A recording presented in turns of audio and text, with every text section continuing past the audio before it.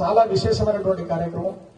నిజంగా ఇక్కడికి రావాలంటేనే మనసు పులకరించింది. ఎందుకంటే 4 సంవత్సరాల క్రితం, అంటే చిన్నప్పటి నుంచి నేను చిన్నవాడి వయస్సు ఉన్నప్పటి నుంచి భజనలో పాల్గొంటున్నా. మా నాయన ఏలు పట్టుకొని పోయి, మా నాయన చేయి పట్టుకొని పోయి భజనలో కూర్చునేవాడిని. అప్పుడు భజన అంటే తెలియదు, ఏం తెలియదు, కానీ అడితో బొంగులో ప్రసాదం పెడతానని పోయేటటువంటి వాడిని. అయితే అప్పటి నుంచి ఆ పాటలు వింటూ ఉంటే ఆ పాటల్లోని మాధుర్యం తెలుస్తున్న కొద్దీ, అందులో లోతు తెలుస్తున్న కొద్దీ, ఆ భావం అర్థమవుతున్న కొద్దీ చివరికి నా జీవితం యొక్క లక్ష్యం అదే అని నిర్ణయం చేసుకొని చివరికి నేను తెలుగు పండితుడిగా ఉద్యోగం సంపాదించుకున్నా. ఈ భజన నేర్పినటువంటి సాహిత్యంతోనే, ఇక్కడ నేర్చుకున్న పదజాలంతోనే, ఇక్కడ నేర్చుకున్నటువంటి కథలే నాకు బాగా ఉపయోగపడి నన్ను తెలుగు వైపుగా తీసుకెళ్లి ఒక పండితుడిని చేసిన ఈ రోజు. అయితే నేను చిన్నప్పటి నుంచి ఏ కీర్తనలు అయితే చదువుకున్నానో ఆ క్షేత్రాన్ని నేను దర్శనం చేసుకున్న ఒక 4-5 ఏళ్ల క్రితం రాకంచిల్ర ఆ తిరుమలనాథ స్వామి ఉత్సవాలలో భాగంగా అక్కడికి వెళ్ళి వేపూరి రాకంచిల్ర వెంకటదాస వారి యొక్క సమాధి చూసినప్పుడు అనిపించింది, ఆహా, ఆ మహాత్ముని యొక్క దర్శన భాగ్యం ఈరోజు నాకు కలిగింది కదా అని. కానీ అంతే మహాత్ముడైనటువంటి హనుమద్దాసుల వారి యొక్క భగవద్ దర్శనం, ఆయన యొక్క పాద దర్శనం, ఆయన సమాధి దర్శనం కూడా ఈరోజు మీ అందరి కారణంగా జరిగినందుకు మీ అందరికీ హృదయపూర్వకంగా ధన్యవాదాలు తెలియజేసుకుంటున్నాను.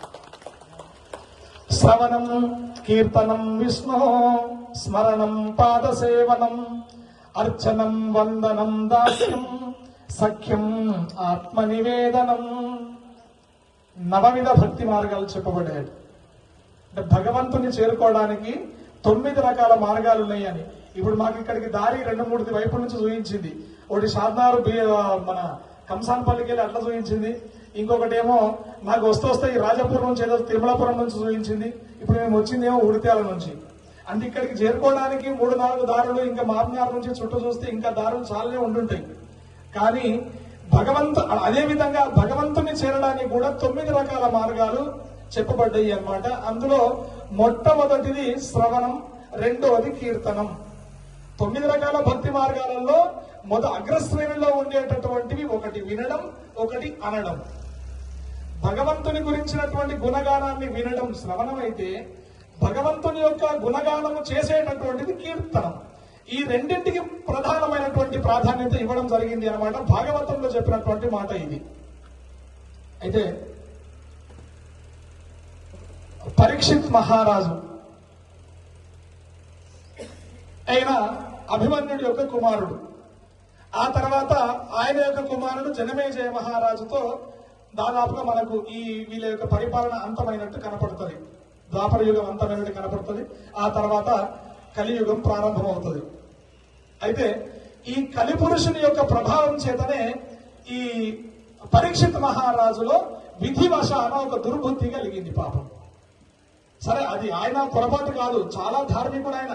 అశ్వమేధ యాగాలు చేసిండు, చాలా ఆధ్యాత్మిక జీవి, గురువులంటే గౌరవం, ఋషులంటే ఆయనకు పరమభక్తి. అటువంటి పరీక్షిత్ మహారాజు ఒకరోజు అడవులకు వేటకు వెళ్ళిండు. ఆయన అంటే రాజులకు సహజంగా ఉండేటటువంటి అలవాట్లలో వేట ఒక కళ మహారాజులకి. ఎందుకంటే తన రాజ్యంలో ఉన్నటువంటి ప్రజలు మృగాల బారిన పడి ఇబ్బందులు పడుతూ ఉంటే ఆ మృగాలను వేటాడి ఈ మృగ బాధను తగ్గించాల్సినటువంటి బాధ్యత మహారాజు పైన ఉంటది. కాబట్టి తాను తన సైన్యంతో వెళ్లి వేటాడి ఆ మృగాల యొక్క బాధ, ఆ క్రూర మృగాల యొక్క బాధ తగ్గిస్తారన్నమాట వాళ్ళు. అదేవిధంగా అడవిలోకి వెళ్ళినటువంటి ఈయన ఒక మృగముని తరుముకుంటూ శమీక మహర్షి ఆశ్రమానికి చేరుకుంటాడు. పాపం బాగా అలసిపోతాడు. ఆ మృగం వెంబడి పరిగెత్తి ఆకలి దప్పిక అవుతా ఉంటది.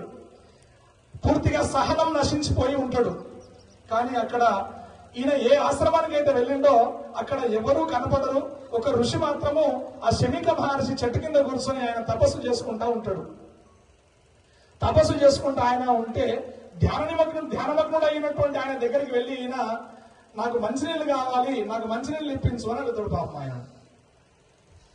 అదేవిధంగా ఇక్కడ ఏమైనా మృగం వచ్చిందా, నేను మృగాన్ని వెంటాడుకుంటూ వచ్చినా, నేను పరీక్షిత్ మహారాజుని అని తన పరిచయం అంతా అట్లాగే చెప్పుకొని ఆయన మంచినీళ్ళు అడుగుతాడు, మృగం యొక్క జాడ అడుగుతాడు. కానీ ఆయన సమాధి స్థితిలో ఉన్నాడు పాపం. ఆయన నిరంతరం సమాధి స్థితిలోనే ఉంటాడు. అయితే ఆయనకి ఏమి పట్టవు. ఆయన భౌతిక ప్రపంచంతో సంబంధం లేదు ఆయనకు. ఆయన తన ఆధ్యాత్మిక ప్రపంచంలో ఉన్నాడు, ఆయన ధ్యానంలో ఉన్నాడు. అయితే నేను ఇంత అడిగినా కూడా నువ్వు స్పందించట్లేదు అనేటువంటి కోపంతో ఆయన ఏం చేస్తాడు అంటే ఆ పక్కనే ఎక్కడో ఉన్నటువంటి ఒక చనిపోయినటువంటి పాము యొక్క కళేబరాన్ని ఆ శమీక మహర్షి మెడలో వేసి వెళ్ళిపోతాడు.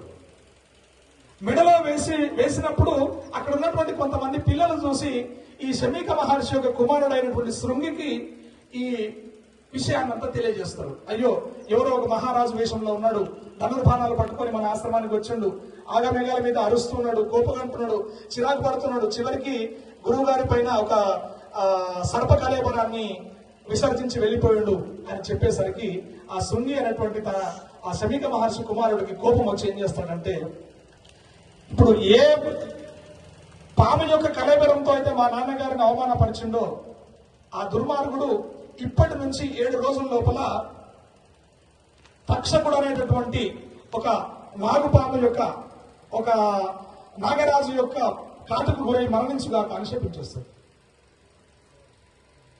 శపించిన తర్వాత ఆ విషయం తెలిసినటువంటి పరీక్షిత్ మహారాజు ఆ కలి మాయ తొలగిపోయిన తర్వాత మళ్ళీ ఆయన స్పృహలోకి వచ్చి, ఏంటి నేను ఈ విధంగా చేసినా, నేను ఇంత పని చేసినా, నేను కేవలం నా దాహాన్ని తీర్చుకోవడం కోసం ఒక ఋషిని అవమానించినా, నేను ఎటువంటిగా నేను ఇంత గౌరవంగా చూసుకునేటువంటి ఈ ఋషుల్ని ఈ విధంగా అవమానించినా అనేటటువంటి బాధ చెంది ఇక ఆయన పరిష్కార మార్గం వెతుకుంటాడు.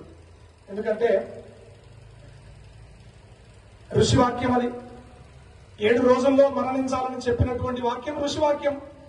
అది ఋషుల పట్ల వాళ్ళ యొక్క తపశక్తి పట్ల విశ్వాసం ఉన్నటువంటి ఆయన దీన్ని కూడా విశ్వసించండు. నేను 7 రోజుల తర్వాత నా మరణం తథ్యం. మరి ఇప్పుడు నేనేం చేయాలి? తెలిసిపోయింది, 7 రోజులలో నేను చచ్చిపోతాను తెలిసిపోయింది. మరి తెలిసినప్పుడు ఈ 7 రోజుల్లో నా జీవితాన్ని నేను ఎట్లా సార్థకం చేసుకోవాలి? నా జీవితాన్ని నేను 7 రోజుల్లో ఎట్లయితే సార్థకం చేసుకోగలుగుతా అనేటటువంటి తపన ప్రారంభమైంది ఆయన లోపల. ప్రారంభమై తన పండితులు, ఋషులు, అక్కడ ఉన్నటువంటి పెద్దలందరినీ పిలుచుకొని నా వల్ల పొరపాటు జరిగింది, ఈ పొరపాటుకి నాకు శిక్ష నేను అనుభవించాల్సిందే, కానీ చివరిగా నేను ఏం చేయగలుగుతాను చెప్పండి అని అడిగినప్పుడు వ్యాస భగవానుడి యొక్క కుమారుడైనటువంటి శుక మహర్షి ఆయనను సమీపించి, మహారాజా, మీరు ఆందోళన చెందకండి, భయం చెందకండి, మరణం ఎవరికైనా తథ్యమే, అది మీకు ఈ రకంగా సంభవిస్తున్నది, కానీ మీ జీవితాన్ని సార్థకం చేసుకునేటటువంటి ఉపాయం నేను ఒకటి చెప్తా అని ఆ శుక మహర్షి పరీక్షిత్ మహారాజుకు చెప్తాడన్నమాట. ఏమి చెప్తాడు అంటే, అప్పటికి ఆయనకు ఈయనకు ఉండాల్సినటువంటి విశ్వాసం ఈయనకున్నది, మీరు ఎన్ని ప్రయత్నాలు చేసినా నేను చచ్చిపోతానని ఆయన నన్ను ఋషి చెప్పించిండు. అయితే వాళ్ళు ఏం చేస్తున్నారు, ఒక ఒంటి స్తంభపు మేడ కట్టి ఆయనకు చావు రాకుండా, అసలు పాములు ఏవి ఆ లోపలికి ప్రవేశించకుండా వాళ్ళ ప్రయత్నం వాళ్ళు చేస్తూనే ఉన్నారు. వాళ్ళ ప్రయత్నాలు వాళ్ళు చేస్తున్నారు, ఈయన ప్రయత్నం ఈయన చేస్తున్నాడు. ఈ 7 రోజులలో ఈ పాపము తొలగిపోవాలి, నాకు మోక్షము సిద్ధించాలి, నా జన్మను నేను సార్థకం చేసుకోవాలి అనేటువంటి ప్రయత్నంలో ఈయన ఉన్నాడు. అయితే ఆయన కోసం నిర్మించినటువంటి ఆ ఒంటి స్తంభపు మేడలోనే శుక మహర్షి పరీక్షిత్ మహారాజును కూర్చోబెట్టుకొని ఇక ఆయనకు ప్రారంభం చేసిండు ఆయన మోక్షాన్ని సంపాదించుకునేటువంటి మార్గాన్ని. శ్రవణం, కీర్తనం, ఈ 2 జరగాలి అక్కడ. శ్రవణం జరగాలి, కీర్తనం జరగాలి. కాబట్టి శ్రీ మహావిష్ణువు యొక్క దశావతారాల కథలు, ఆ దశావతారాల్లో ఆయనను పూజించినటువంటి భక్తుల యొక్క కథలు